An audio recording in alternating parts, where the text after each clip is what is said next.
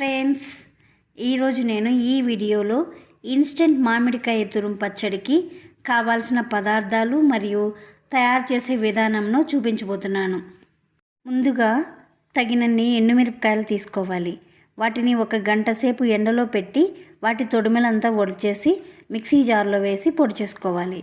తరువాత 2 లేక 3 మామిడికాయలను తీసుకొని వాటి మీద ఉండే బొరడు తీసేసి వాటిని తురుముకోవాలి.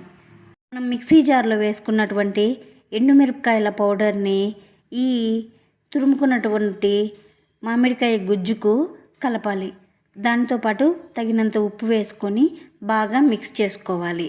ఇలా మిక్స్ చేసినటువంటి మామిడికాయ గుజ్జుకు ఇప్పుడు తిరగబాత పెట్టుకోవాలి. తిరగమాతకు కావాల్సిన పదార్థాలు 1/2 టీ స్పూన్ ఆవాలు, 1 లేక 2 కరివేపాకు రెమ్మలు, 3 ఎండుమిరపకాయలు, ఇంకా 1 స్పూన్ జీలకర్ర, 1/2 టీ స్పూన్ మెంతుల పౌడరు, 1 స్పూన్ పసుపు పొడి తీసుకోవాలి. ఇంకా ఫైనల్గా మనం కొంచెం చిటికెడు ఇంగువ పౌడర్ అయితే సరిపోతుంది.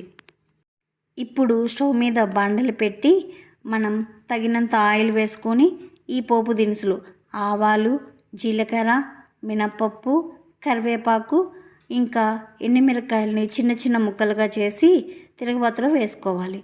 తరువాత మనం బాగా మిక్స్ చేసినటువంటి మామిడికాయ గుజ్జును ఆ బాండట్లో వేయాలి. ఈ మామిడికాయ గుజ్జు వేగేటప్పుడు 1 టీ స్పూన్ పసుపు పొడి వేసుకోవాలి. తర్వాత బాగా 10 లేక 20 నిమిషాల పాటు బాగా పచ్చడిని మగ్గనివ్వాలి. తరువాత ఫైనల్గా దించేటప్పుడు కొంచెం మెంతుల పౌడరు ఇంకా చిటికెడు ఇంగు పౌడర్ వేసుకొని బాగా మిక్స్ చేయాలి.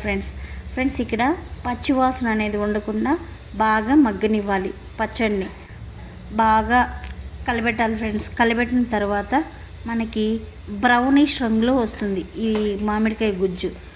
అప్పుడు మనకి పచ్చివాసన అనేది ఉండదు.